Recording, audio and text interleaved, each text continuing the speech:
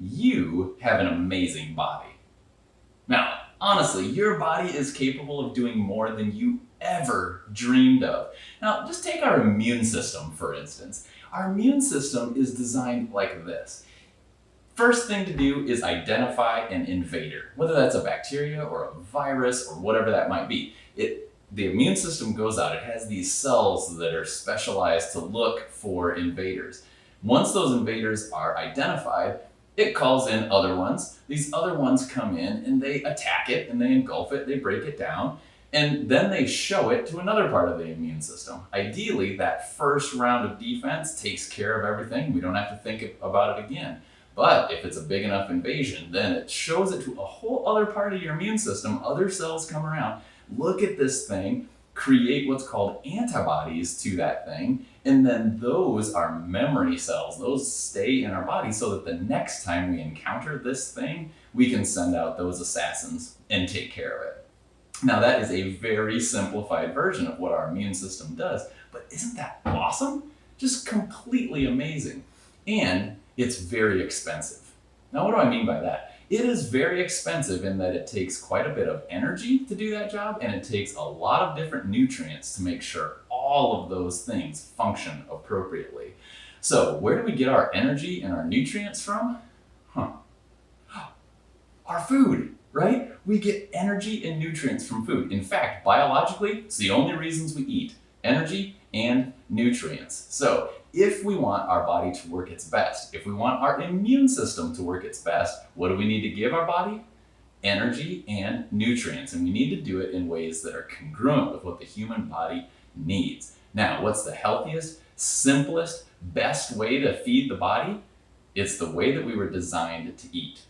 That's the answer to that. And how were we designed to eat? We were designed to eat real food, whole foods, simply called single ingredient foods. So I decided to come over here to my house today and pull stuff out of my fridge.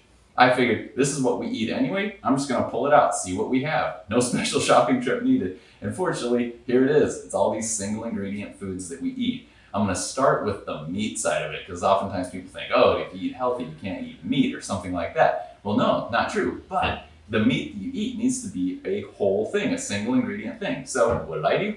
Last weekend, I got, we buy whole animals from farmers around here, which is super helpful. And I took 2 of the fresh hams from the hog that we got from Galen Bontrager, and I cooked them on my big green egg.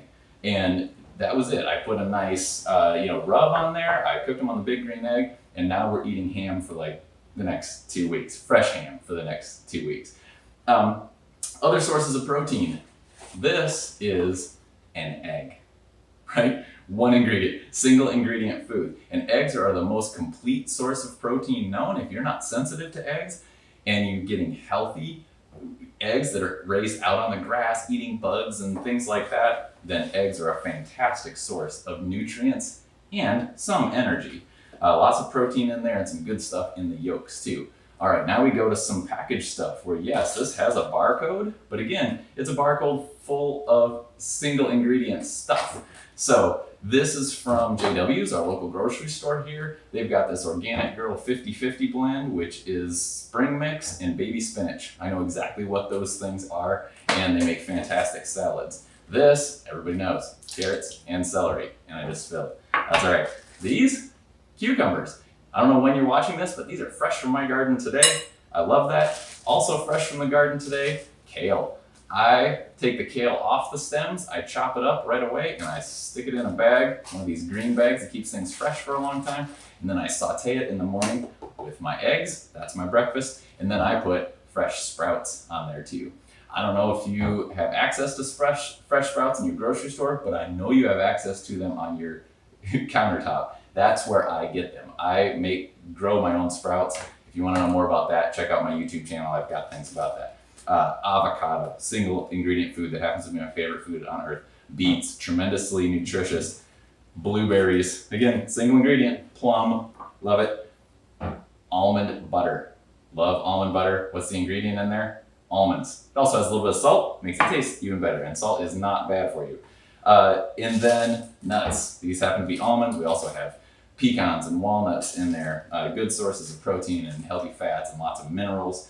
And then if we go to packaged food, again, I'm a big fan of canned fish. Now, if you turn your nose up at that right away, you probably haven't tried mackerel. It's super tasty. Some people don't have a taste for sardines. I do, and I love to make a big salad, chop up all these vegetables, put it on there, open up this can, put it right on top, and that's the best lunch that I can make.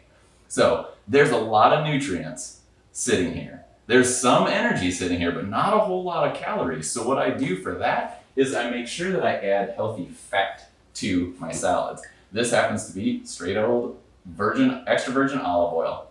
I'll add that, maybe a little splash of apple cider vinegar, some real salt or some herb salt and pepper, and you're good to go. Then you get your nutrients and you get your energy. So when you're looking at your plate, where's the protein? Where's the fat? Where's the vegetables? That's gonna get you your energy, that's gonna get you your nutrients, and that's gonna run your body and all of the things that it needs to do optimally.